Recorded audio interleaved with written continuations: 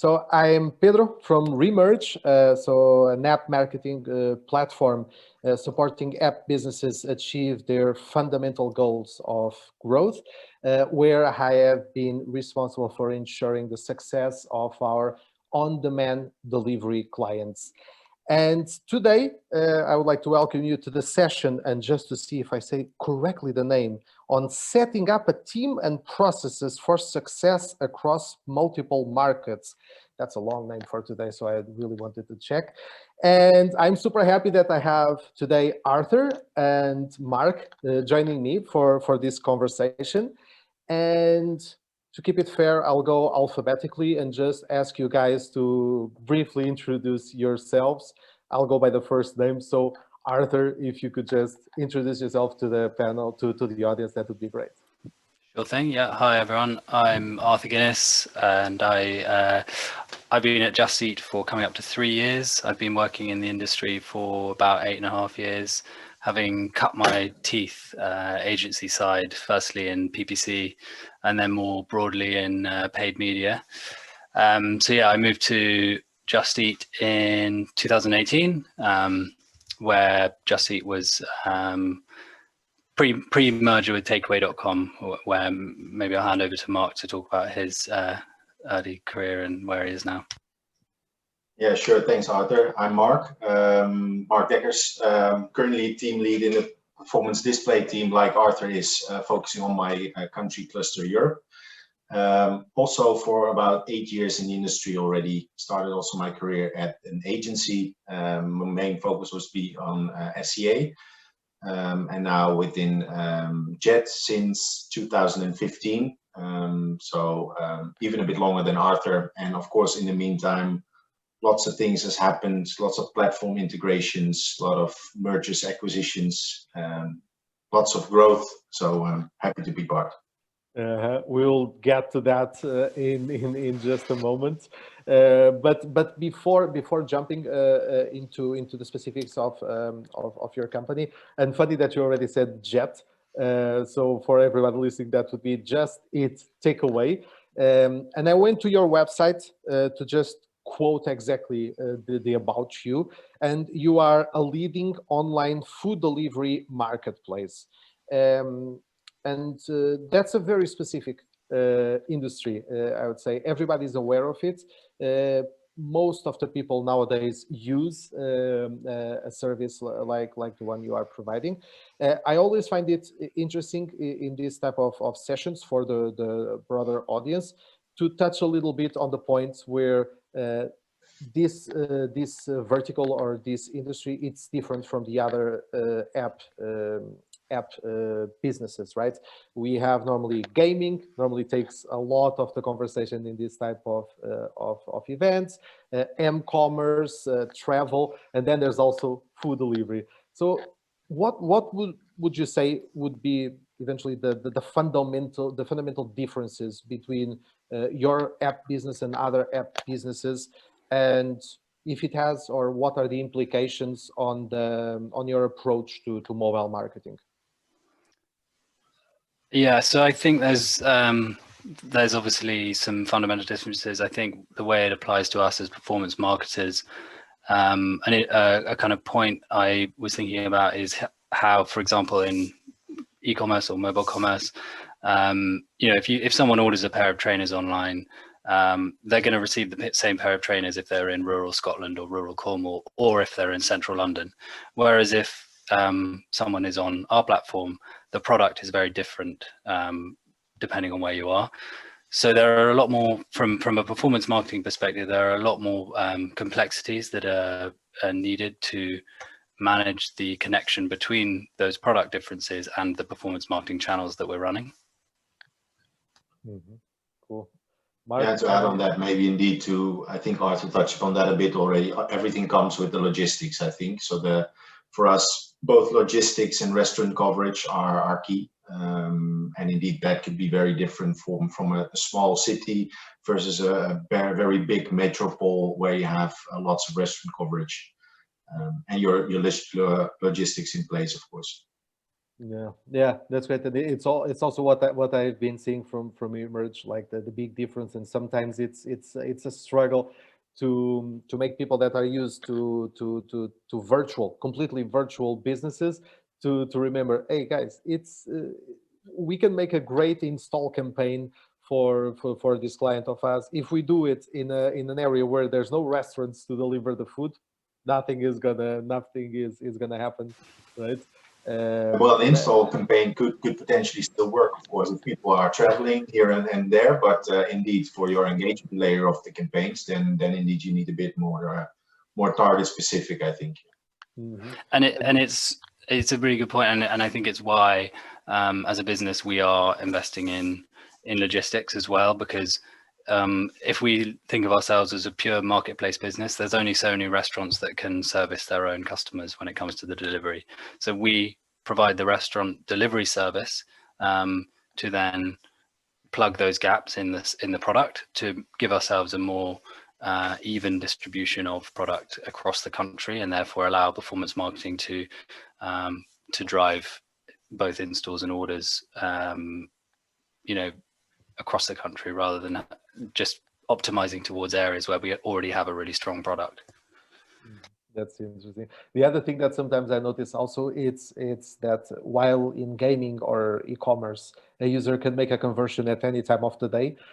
With you guys, if the restaurants are closed, there's no conversions. It's something that I normally use with new joiners at Remerge when talking about this vertical. They say, why do you think there's no conversions at night? Do you think our campaigns don't work? No, it's because the restaurants are closed. So it's very influenced, and it's good to have the insights also from your side on that. Cool. But now that we lay down some of the differences, I did a bit of research. It's easy because you guys are a public company, so a lot of the details are public. And I saw that last year you were active in 23 different countries with 60 million active users, and you delivered 588 million orders. That's very impressive. It's a huge scale. I can't even start to imagine how big the company right now is, but it would be great to hear from you exactly how big it is and how is it structured, the company. Yeah, maybe to start with some numbers, because I was digging in one of the, well, when I joined Takeaway, we were not a listed company yet, so there was no annual report or whatsoever. But the first one we did was in 2016. And then I figured out we were active in 10 countries back then. And we processed 49 million orders. So basically in 5 years, we went up from 49 million orders to, like you said, 588 million. So that's indeed massive expansion, yeah. And in terms of size, we are close to 10,000 employees now globally, and we have obviously the office staff, the marketing staff, all of that. But then we now also have a large portion of our full-time employees are couriers, delivery drivers themselves, as we are as a business looking to employ more and more of our drivers across our markets. And I guess that's a big part of the employees that you currently have.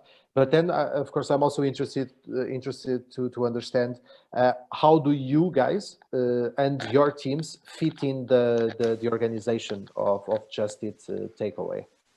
Yeah, so we both obviously come from different sides of the legacy businesses in terms of the merger, and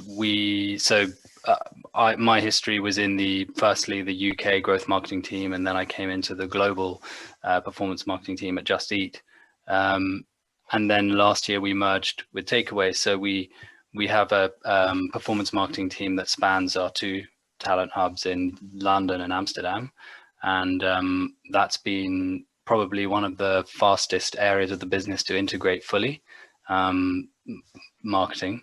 So we as I say, we have our two talent hubs in London and Amsterdam, and we have probably maybe half and half, or maybe slightly weighted towards Amsterdam.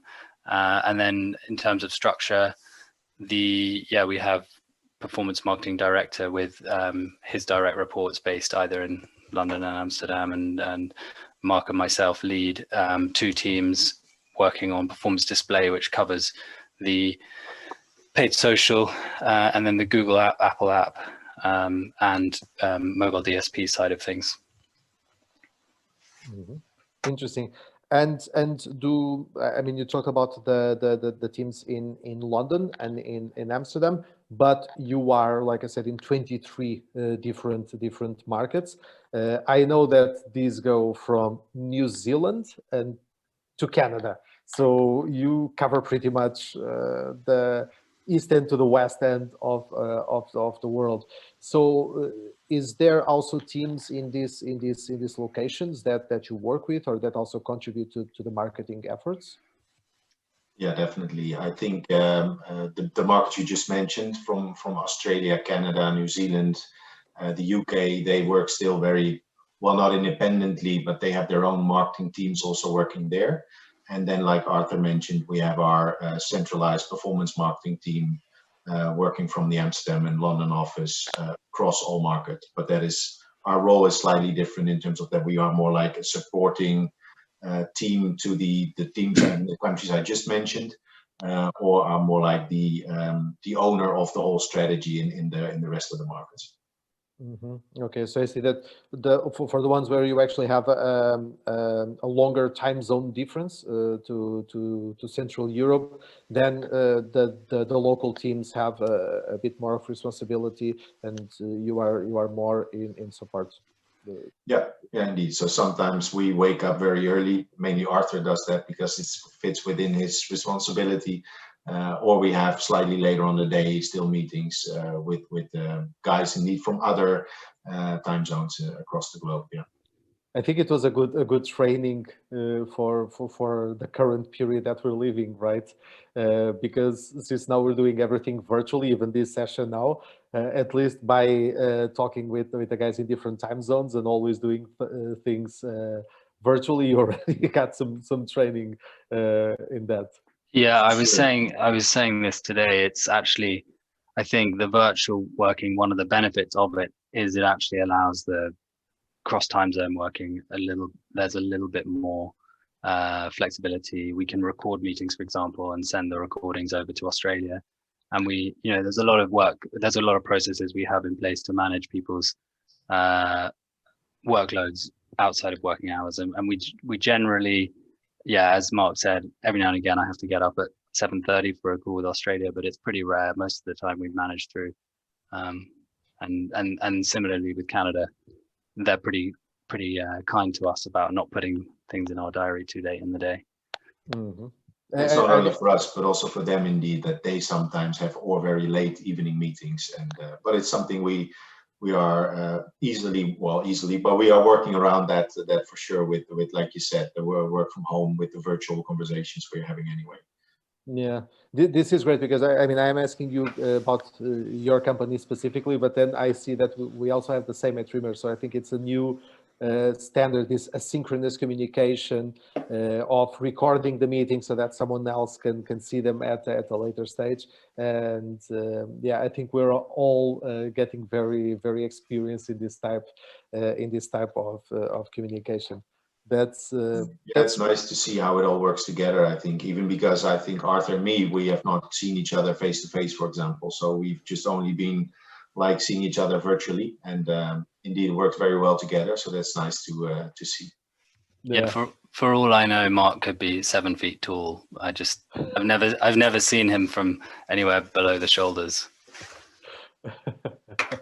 Okay, actually, I just for the audience, I do not have immediate access to the questions that you make, but please gather your questions. We'll try to go to them in the final Q&A. And it's great because James is already pasting in our chat in Zoom the questions.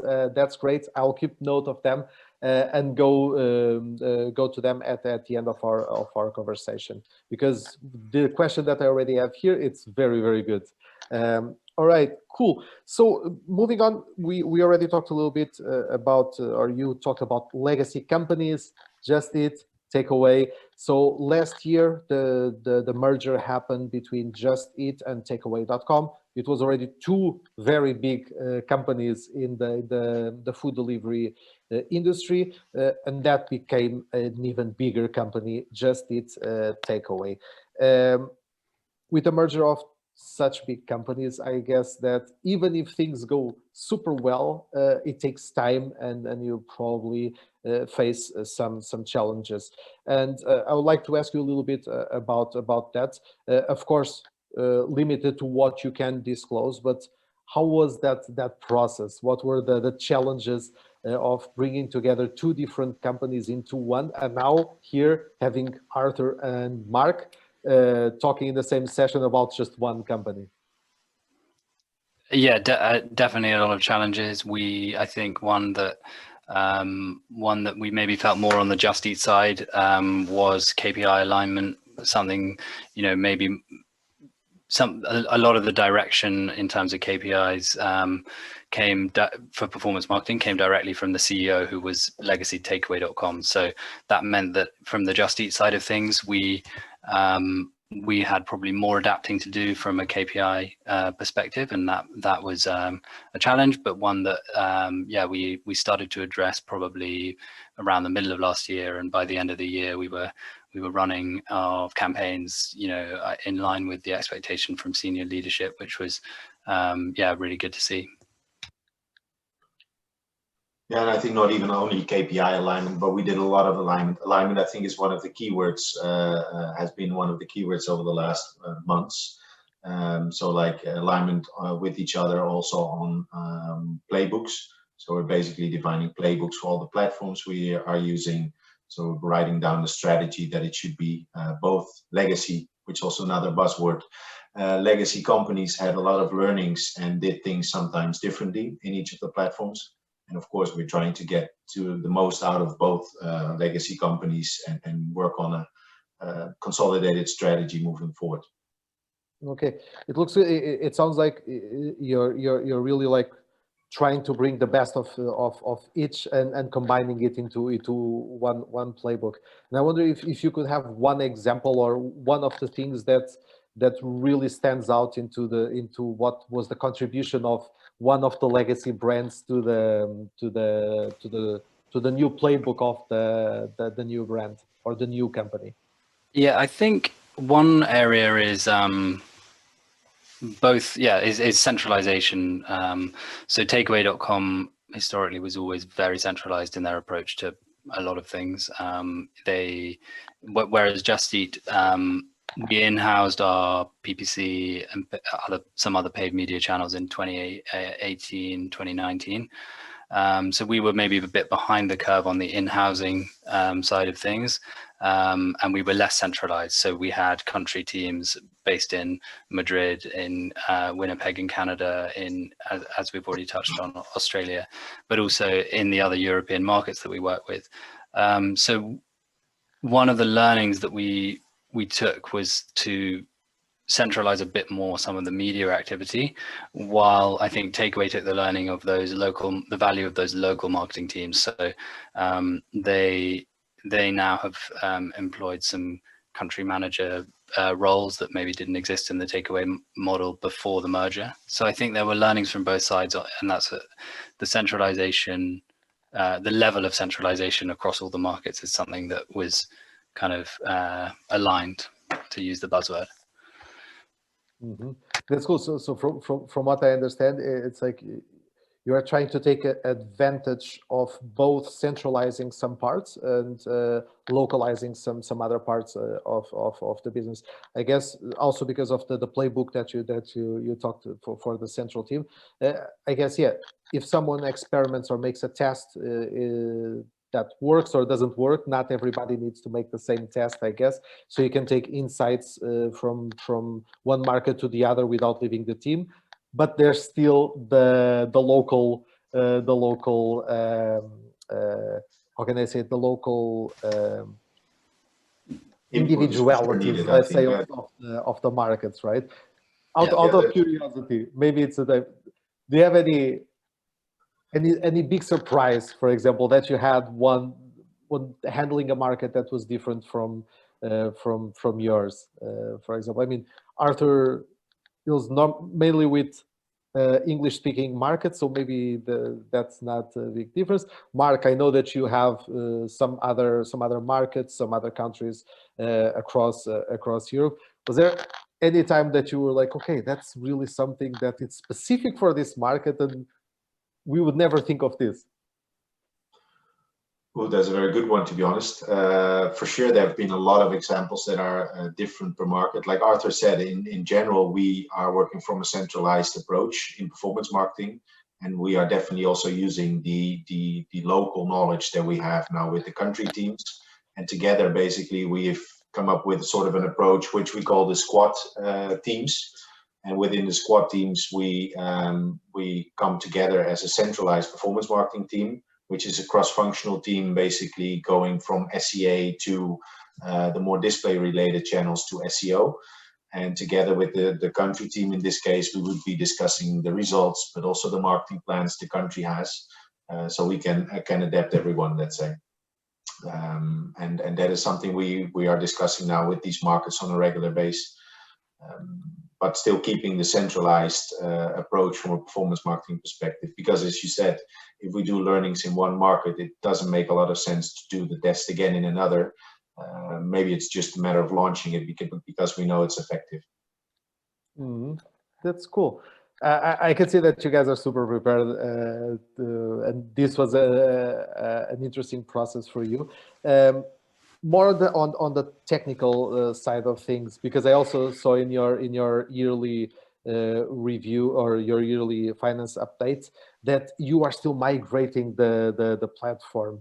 Yeah. I know it's not that much performance marketing or related to what we're doing, but how big of a process can this be, and how, if it does affect you, this process, like, do you have to wait months until this is done, or how is it for you guys?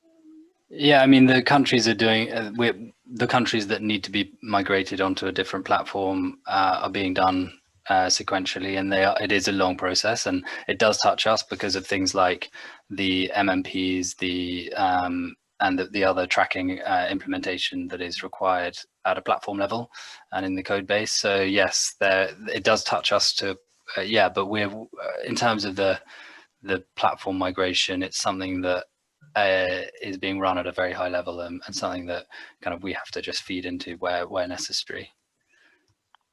Well, definitely makes things easier as well. I think if you talk about the alignment on one source of truth in terms of reporting, I think that when the migration comes, when the tech setup on the side, on every side is the same and similar, we would have the same insights, and we can indeed pull the data available at one. And something that maybe is less technical and therefore has taken a lot less time to implement is obviously the brand identity. So that was something that they were able to align across all of our businesses, and we've all gone Dutch from the Just Eat side. We've turned orange, which you may have seen, and if you live in any countries that have a legacy Just Eat app, and but that we're already seeing the benefits of that. I think, you know, last week we announced the sponsorship of all of the UEFA's club tournaments for the next 2 years, which is really exciting, and obviously will involve that single brand identity that you'll see all over those football match. Then I'll because I see that there are some questions already from the audience coming in. I'll jump for my last one on that tone of brand normalization across all the markets, on the integration. It's public news that you are also getting or joining Grubhub, or that you are including Grubhub from the US in your portfolio. I guess that you're super ready now for that, or do you think it will be a challenge also to go through this process once more? Well, the process of integration is indeed something we are very familiar with at the moment. Yeah, that has been since I joined Takeaway, to be honest, and now with Jet is still continuing on. Of course, that we are migrating, integrating companies, and and especially the last migration has been some of a different size, of course. That's also why Arthur mentioned it's going sequentially with the migrations of each of the platforms now. But we're still in the middle of this one. Yeah, Grubhub will be coming. Yeah, it's good that it maybe takes a while still before we are actually going into the tech integrations. All right, cool. So I will now start going on to questions from the audience. If you have any more questions, just let us know. I'll start with one from Cameron from the train line. I don't know if you guys, I mean, it's not performance marketing, but it's interesting, and you told a little bit already. But the question is, how do you adjust the brand positioning to the different markets that you work with? I think as I said, the brand identity has been aligned where possible. So we obviously have some different brand names where the name held some brand value, some brand equity, but now the color orange will be associated with whatever brand it is in those local markets. But the positioning is, I think, across Europe, the brand positioning is relatively consistent. And we have, as we've integrated, we've put in place core values for the business that we try to instill in the brand positioning as well. So I think there's definitely alignment going on there. Possibly less so for maybe, for example, our brand Skip the Dishes in Canada, where the industry is slightly different. The consumer is used to paying more for delivery services there, and so there are differences in local markets. But where possible, there's definitely we're definitely trying to be consistent. I don't know if Mark has anything to add to that. I think that's indeed consistency is something definitely that is happening. That's what you see also with the brand identity that is very well recognizable and similar across all markets. Brand names, however, are still slightly different, of course. So that is no, don't have anything else to add here. Yeah, on my side, I would just say that I mean, in order to make, for example, that partnership with UEFA, if you have a recognizable color or brand or logo that works for several markets, right? That probably will be recognized across all your markets. So I think it would make sense, and I hope that this answers the question from Cameron. Then we have some technical questions here. There's one more generic, so I'm going to put this one out there. Which channels work best for you in terms of mobile marketing, and if you use any sort of cross-channel platform to run your ads? So the first one I think is a bit difficult to answer. We as a listed company, we're of course limited on what we can disclose and whatnot. So yeah, that's something very difficult. But we use a broad set of platforms across the globe and per country to support our KPIs in a proper way. And the second question, Corey, could you repeat that one? And if you use any sort of cross-channel platform to run your ads?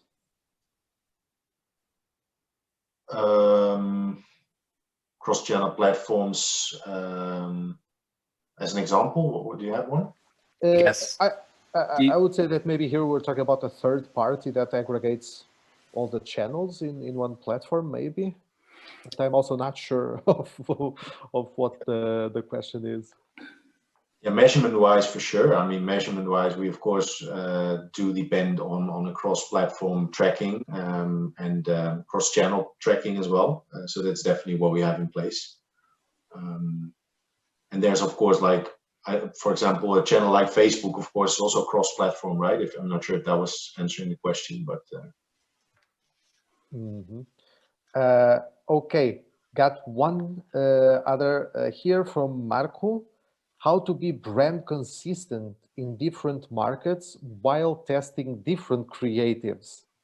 That's a very creative question. Yeah, I mean, the brand identity is set. We have a team that are in charge of brand, and they will instill the brand guidelines. But testing creatives is obviously something we need to be doing within our performance channels. So there is obviously some automation of creatives that we need to use and make use of to optimize performance. So yes, the elements of the brand of the creative will be set by our brand team, but then the way that those can interact and be combined and can obviously be automated. Good. Yeah.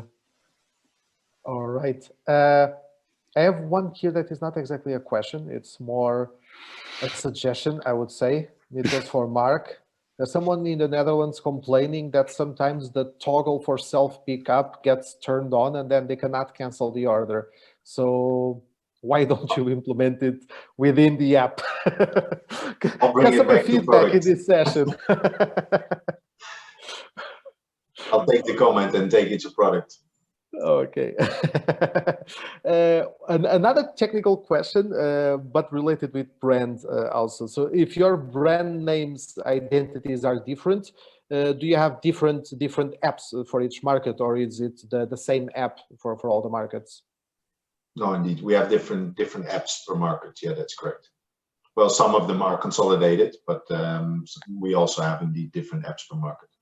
Okay, and this was from Claire from Akamar Films.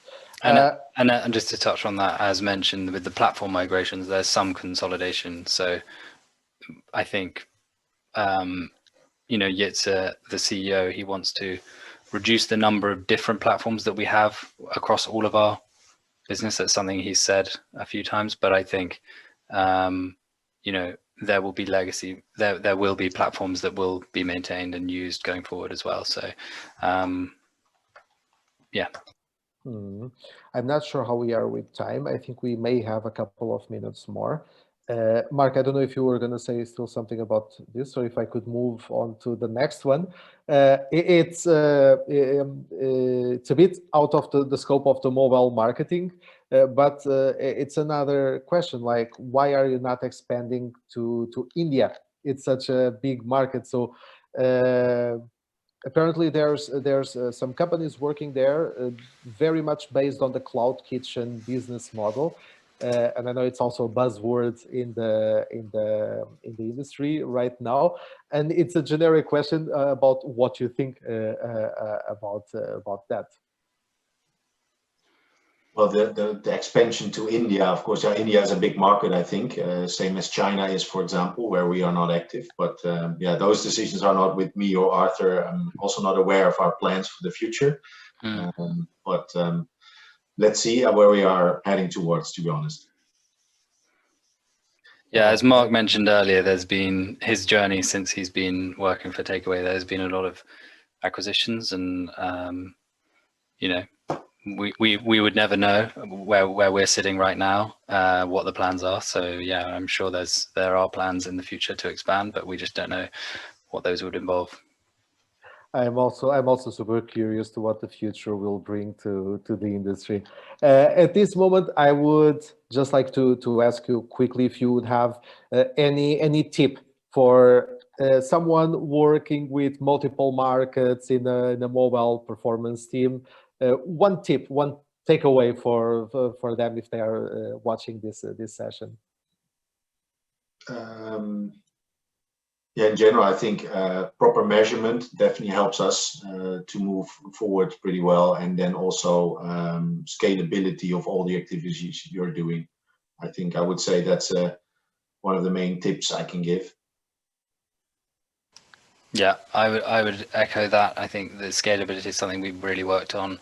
Something that's been a big success of our integration has been the learnings that we've managed to glean from each other, and the learnings that we continue to build come from the fact that our setup of our tests is always with the view of scaling them globally, scaling any products globally.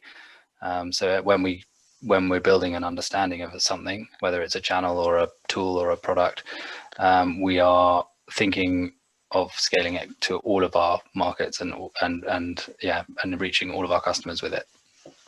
All right. Cool. Thank you so much. I think the insights were super valuable. from your side. To the audience, thank you for the questions. I think they were very interesting, and we know that Mark is going to pass on the feedback to be able to cancel an order when the toggle is on.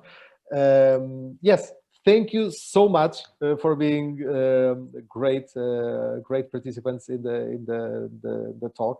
And I'm looking forward to doing this again with you guys. It was the first time, but I'm sure that we can figure out something for the future. Thank you so much. Bye-bye to everybody. Thanks, everyone. Thanks, Bye. everyone. Bye-bye.